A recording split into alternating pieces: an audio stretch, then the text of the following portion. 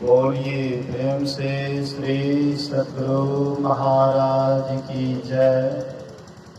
श्री सद्गुरु महाराज की जय। श्री सद्गुरु महाराज की जय। यह अंतिम बेला का सत्संग है, इसलिए सब कोई अंतिम दम लगा करके जोर से जय जयकार करें, ताकि जहाँ तक यह आवाज जाती हो वहाँ तक के वातावरण पवित्र कर दें, और जो अभी तक नहीं आए हैं वे भी आने के लिए कोशिश करें। एक बार हृदय खोल करके सब कोई जोर से जय जयकार करें। बोलिए श्री सद्गुरु महाराज की जय। अखंड मंडलाकारं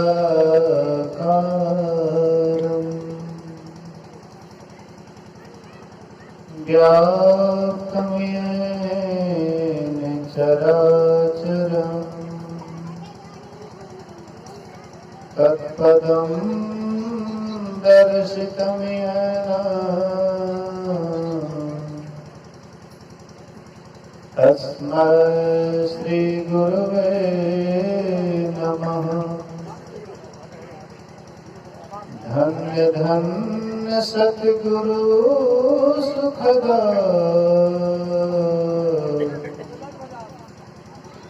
महिमा कही ना जाए। जो कुछ कहो तुम्हारी कृपा मौते कछो न बसाए। सर्वत्र सर्वदा वर्तमान सद्गुरु महाराज जी के पावन चरणों में कोटि कोटि नमन। उपस्थित गुरुजन, धर्म प्रेमी सत्संगी बंधुओं, पूजनीय माताओं तथा भक्तिमती बहनों, एक दिवसीय संतमत सत्संग का आयोजन परम श्रद्धेय स्वर्गीय कैलाश बाबू, जो गत वर्ष आषाढ़ संसार को छोड़ करके परलोक से धार गए, उन्हीं के पुण्यतिथि पर हम आप उपस्थित हैं। पंडित जी जब आते हैं तो सबको बैठाते हैं, और पंडित के पास पर सब कोई बैठते भी हैं। लेकिन मैं कई बार कह गया हूँ कि चारों भाई आकर के बैठे हैं, लेकिन फुर्सते नहीं है। मैं फिर से अनुरोध करूंगा, चारों भाई आकर के बैठे। कारण है कि ये कार्यक्रम तो ऐसे चलते रहेगा। भोज भात का समय है, बहुत सारा काम है, काम बहुत पर जीवन थोड़ा, उस पर मन का चंचल घोड़ा। रुक जा प्राणी गाले प्रभु का, सुंदर प्यारा नाम रे, समय बड़ा बलवान रे। समय बड़ा बलवान होता है, जो समय का महत्व देते हैं, समय भी उसका महत्व देते हैं। इसलिए आप लोग आवें और सब कोई यहाँ आकर के बैठे। चारों भाई आगे में आकर के बैठिए। अभी चारों भाई महात्मा बने हुए हैं, पूछा पर बैठते हैं। हाँ, शायद आज भोजन भी नहीं किए होंगे, आज उपवास में होगा इन लोगों का। उपवास होते हैं। बोलिए श्री सद्गुरु महाराज की जय। चारों भाई एक जगह बैठिए तो सबको देखेंगे चारों भाई में कैसे मेल है। हाँ, इसलिए एक जगह आकर के बैठिए। एक बार सब आदमी जोर से जयकार करें। श्री सद्गुरु महाराज की। अभी हम लोग श्री रामचरितमानस सारस्वती के 7वें सोपान उत्तरकांड से श्रवण कर रहे थे।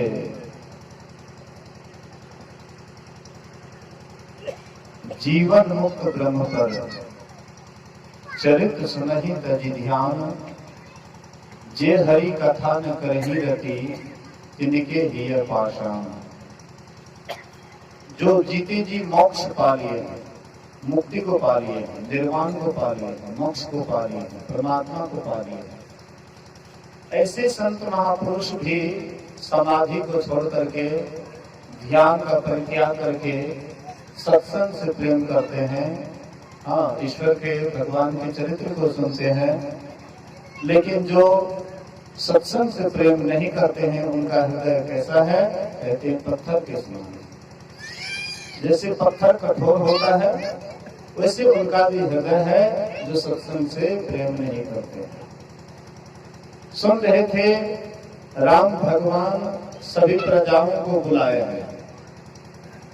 राम भगवान भगवान ही थे तो फिर प्रजाओं को बुलाने की क्या आवश्यकता है?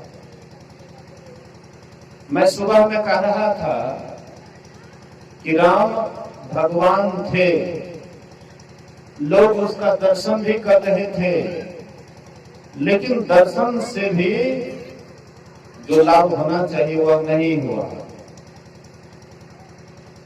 जब राम का दर्शन हो ही रहा था, राम राजा थे ही, तो प्रजागण तो बराबर दर्शन करते ही रहते थे, लेकिन फिर भी राम भगवान क्यों बुलाते हैं सबको? इसका मतलब यही होता है कि राम भगवान के मन में हुआ कि मेरी प्रजा सोचती है कि हमको ही देखने पर इसकी मुक्ति हो जाएगी, लेकिन इसका समझ गहरा नहीं है, ऊपर ऊपर है। इसलिए हमारी प्रजा हमको देख करके मुक्ति प्राप्त करे ये कभी संभव नहीं है, लेकिन मेरी प्रजा मेरे उपदेश को सुन करके अगर उस पर चलेंगे अवश्य उसकी मुक्ति हो जाएगी। हम लोग भगवान को मानते हैं, भगवान के नहीं मानते हैं, याद रखिएगा। भगवान को मानते हैं, राम को मानते हैं, राम के नहीं मानते हैं। शिव को मानते हैं, शिव के नहीं मानते हैं।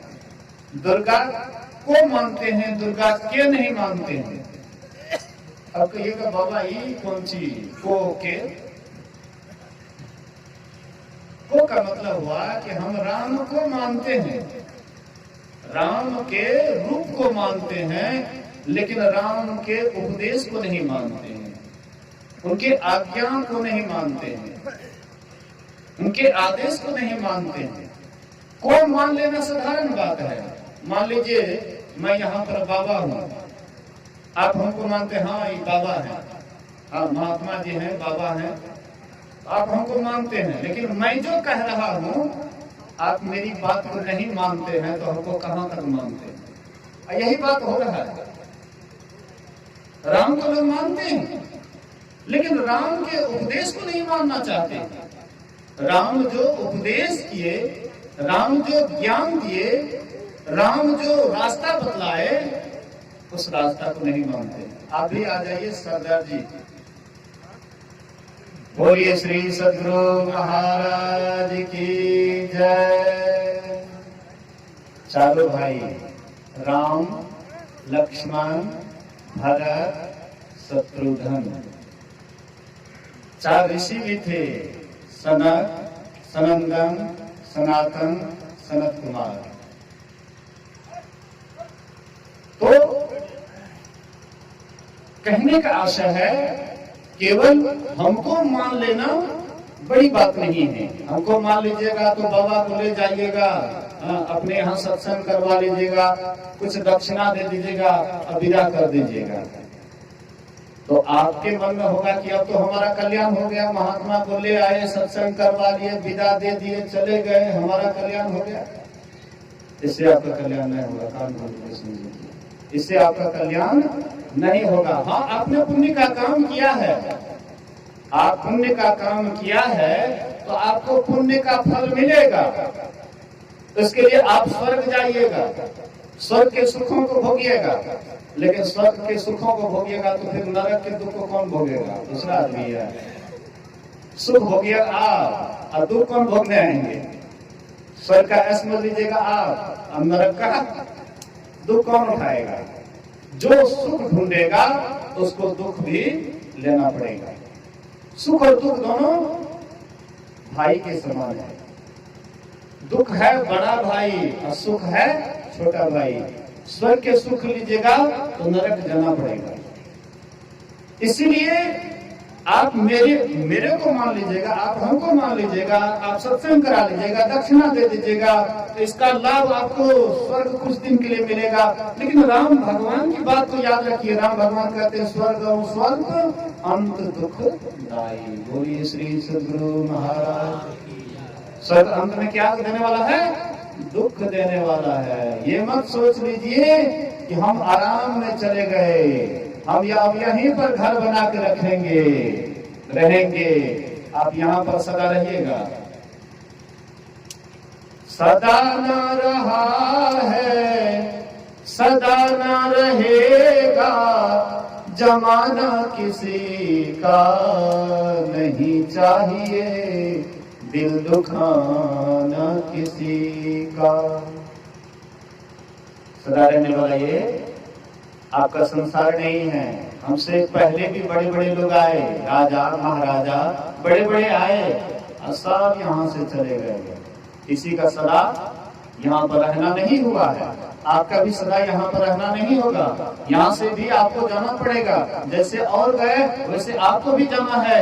वैसे ही आप स्वर्ग में जाइएगा तो जितना ही आपके पास में स्वर्ग में रहने के लिए पूंजी मिला है उतना दिन तक आप रहिएगा वहाँ। उसके बाद गलाथा दे करके आपको सीधे नरक में डाल देंगे। बोलिए श्री सद्गुरु महाराज। आपको कौन जगह चाहिए?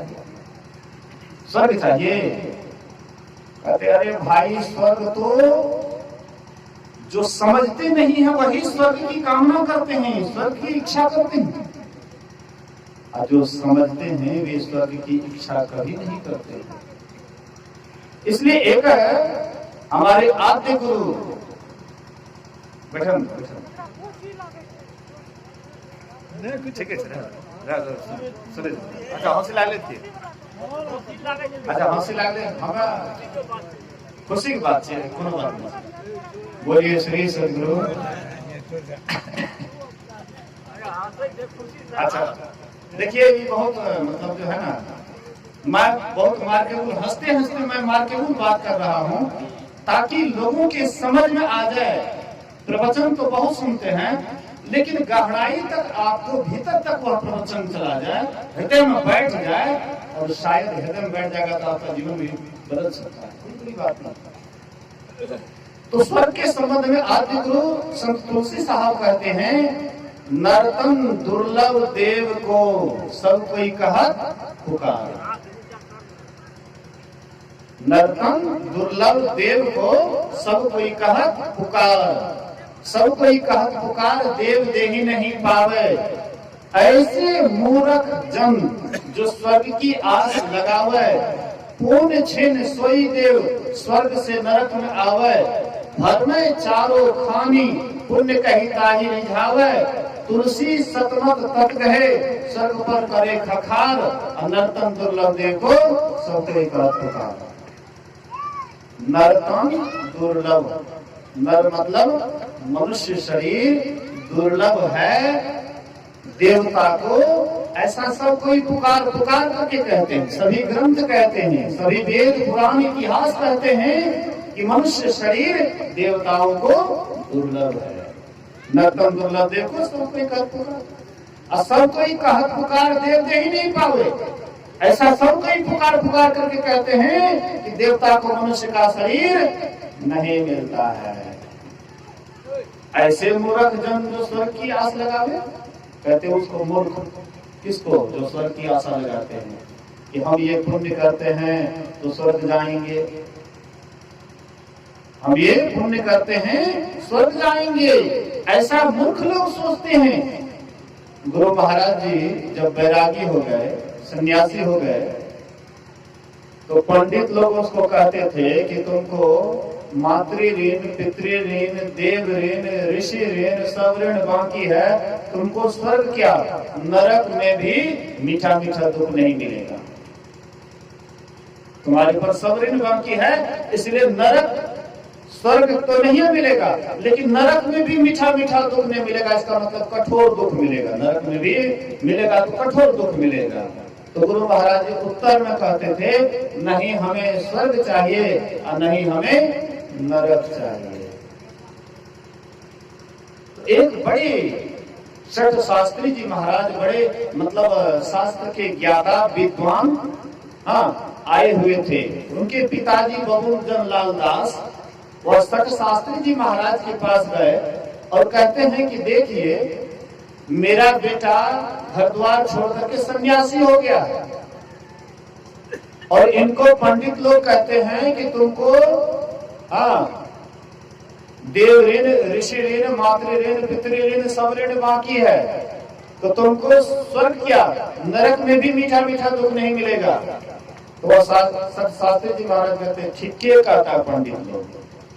उसके बाद फिर कहते हैं कि मेरा बेटा जवाब देता है कि नहीं मुझे स्वर्ग चाहिए और नहीं मुझे नरक चाहिए। तो शास्त्री जी महाराज कहते तुम्हारा लड़का भी ठीक कहता है। कहते आश्चर्य की बात है, अरे एक को ठीक एक को गलत कहिए, यही क्या पंडित लोग कहता है वो भी ठीक कहता है, तुम्हारा लड़का कहता है वो भी ठीक कहता है, तो फिर गलत क्या हुआ? कोई सही कोई गलत तो होगा। तो ये शास्त्री जी महाराज कहते हैं कि पंडित लोग ग्रंथ का अवलोकन करके, पोथी पुराण पढ़ करके जो उसको ज्ञान हुआ है उस ज्ञान के मुताबिक ठीक कहता है। लेकिन तुम्हारा लड़का वेदांत नहीं पढ़ा है, वेद का अध्ययन नहीं किया है, वेदांत का अध्ययन नहीं किया है, दर्शन शास्त्र का अध्ययन नहीं किया है, लेकिन तुम्हारा बेटा जो कहता है वह वेदांत वाला ज्ञान कहता है, वेद का अंतिम ज्ञान कहता है। वेदांत पढ़ा नहीं है लेकिन वह अंतिम ज्ञान कहता है।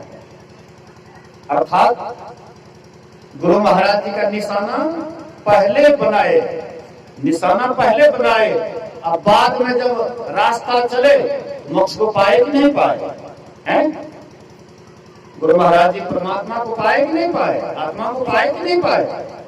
तो लक्ष्य बनाए पहले कि नहीं हमको स्वर्ग चाहिए और नहीं हमको नरक चाहिए। हम आप लक्ष्य बना लेंगे कि हमको स्वर्ग चाहिए, तो स्वर्गम स्वप्न दुखदायी।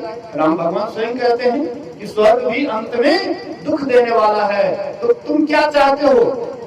कुछ दिन के लिए राजपाट और उसके बाद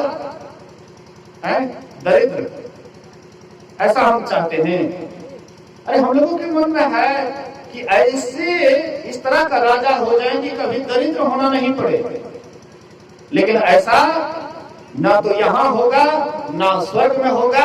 लेकिन कोई ऐसा भी जगह है जहाँ एक बार राजा बन जाइएगा तो फिर आप कभी दरिद्र नहीं बनिएगा। लेकिन वो पद इधर नहीं है। वही पद को समझाने के लिए राम भगवान सारी प्रजा को बुलाए। सुनहु सकल पुरजन मम बानी, कहु न कछु ममता उर आनी। नहीं अनीति कछु नहीं प्रभुताई, सुनहु करऊं जो तुमहि सुहाई। सोई सेवक प्रिय मम सोई, मम अनुशासन मान जोई। जान नीति कछु भाखौ भाई, तो मोहि बर जहूं भय बिसराई। राम भगवान कहते हैं कि देखो तुम लोग ऐसा मत सोचना कि हम राजा हैं इसलिए जो बात कहते हैं मानना ही पड़ेगा। मैं तुम्हें इस बात से भी मुक्त करता हूं कि अगर मेरी बात अनुचित लगे तो तुम मेरे मुंह को तुरंत बंद कर देना कि आप राजा हैं, इसलिए जो मन सो मत कहिए, तुम मेरे मुंह को चुप कर देना। लेकिन हाँ, अगर मैं अच्छी बात कहूं, तुम्हारे नीति की बात कहूं, जिससे तुम्हारा उद्धार होगा, वह बात कहूं, तो मानने में क्या हर्ज है? मानने में कोई हर्ज नहीं है। बड़े भाग मानुष तन पावा, सुर दुर्लभ सद ग्रंथ ही गावा। अरे तुम्हारा शरीर देखने में 3.5 हाथ का है, लेकिन बड़ा विचित्र शरीर है, अलौकिक शरीर है। इस शरीर के लिए देवी देवता भी तरसते हैं, दिन रात भीख मांगते हैं, परमात्मा से प्रार्थना करते हैं कि हे परमात्मा, मुझे भी यह मनुष्य का शरीर दो। लेकिन परमात्मा उनको मनुष्य का शरीर नहीं देते। बराबर प्रार्थना करते हैं, लेकिन उनको नहीं देते हैं। लेकिन हम आपको परमात्मा क्या किए? मनुष्य का शरीर दिए, देवी देवता की उपासना करने के लिए, भिखारी से भीख मांगने के लिए। हर दिन भीख मांग करके आएगा स्टेशन पर, शाम में आएगा भीख मांग करके, आप उसके आगे झोला फैला दीजिएगा कि जो भी मांग करके लाए हमको दे दो। भिखारी कहेगा कैसा मूर्ख राज है, भर भर दिन हम मांग करके लाए, तुम भिखारी से भीख चाहता है? जाओ कोई बड़े बाबू से मांग लो, कोई धनी आदमी के पास हाथ फंसा लो। हम तो स्वयं भिखारी आदमी, तुमको क्या देंगे? वे बेचारे स्वयं भिखारी बने हुए मनुष्य शरीर के लिए तरस रहे हैं। अब परमात्मा हम लोगों के ऊपर बरस गए हैं। अब बरसे हुए हो करके, मालो माल हो करके, तब देवी देवता जो हमसे पीछे पड़े हुए हैं उसके सामने जाते थे हाजिरी करने के लिए। बोलिए श्री सद्गुरु राम भगवान 3 रोज तक समुद्र से प्रार्थना किए। 3 रोज तक उपवास रह करके, निराहार रह करके, निर्जला रह करके 3 रोज तक लगातार उपवास किए, समुद्र से प्रार्थना करते रह गए।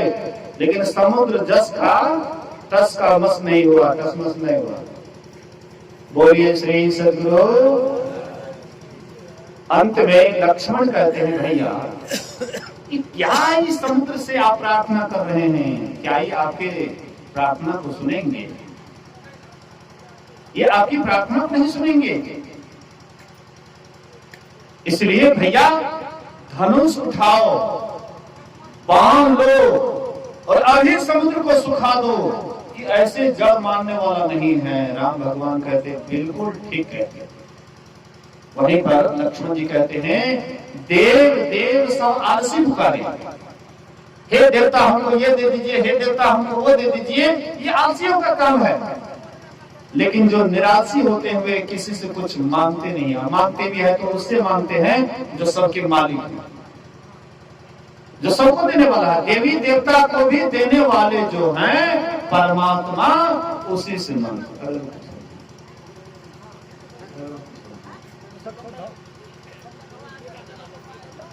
बोलिए श्री सद्गुरु महाराज की जय। तो देवी देवता से वही आदमी मांगते जो आलसी होते हैं, और जो निराशी होते हैं, साहसी होते हैं, हिम्मत वाले होते हैं, वे देवी देवता से नहीं मांगते। तो कहते भैया क्या ये देवता देवता है आप पुकार रहे हैं, कह के भी जड़ का प्रार्थना कर रहे हैं? बोले कि हाँ लक्ष्मण ठीक कहते हो, लाओ धनुष, लाओ बाण, अभी मैं दिखाता हूं। उधर से ला करके दिए धनुष, बाण लिए, चढ़ा करके जैसे ही छोड़ना चाहते थे कि समुद्र मनुष्य के रूप में प्रकट होकर के राम भगवान के पास आए, हाथ जोड़ करके कहते हैं भगवान ये क्या कर रहे हैं? बोले कि मैं तुम्हारा 3 दिन से प्रार्थना कर रहा हूं, लेकिन तुम टस से मस नहीं आ। जैसे धनुष मान लिया तो तुरंत ही तुम मेरे पास आ गया। केला को कितनों सींचिए, लेकिन वो जल्दी फल नहीं देगा, समय आने पर काटने पर ही फलता है, वैसे ही दुष्ट जब तक उसको सजा नहीं दिया जाता है तब तक वह दुष्ट उपदेश को नहीं मानता है। इसलिए तो कहते हैं अब क्या करें, धनुष पर बाण तो चढ़ा हुआ है। बोले कि आप यहाँ से छोड़ दीजिए, एक राक्षस है मेरे भीतर में रहने वाला, वो इससे समाप्त हो जाएगा, छोड़ दे, उसका नाश हुआ, मैं उधर नहीं जाऊंगा। मेरे कहने का ये आशय था कि देवी देवता से जो हम मांगते हैं, देवी देवता स्वयं भिखमंगा है। एक बार अकबर बादशाह नमाज पढ़ रहे थे, नमाज पढ़ने के लिए जा रहे थे। एक फकीर आया उनके दरवाजे पर। तो फकीर से कहते हैं अकबर बादशाह कि फकीर साहब थोड़ी देर के लिए आप मेरी इंतजार करें, क्योंकि नमाज अदा करने का समय हो गया है। हम आपको कोई मंदिर जाने का, गिरजाघर जाने का या सत्संग ध्यान करने का कोई टाइम फिक्स नहीं है, लेकिन मुसलमानों का टाइम फिक्स है। शुक्र के शुक्र में कितनों ही काम धंधा रहेंगे, वो काम धंधा को भी छोड़ करके वे निश्चित रूप से जाएंगे मस्जिद नमाज पढ़ने के लिए।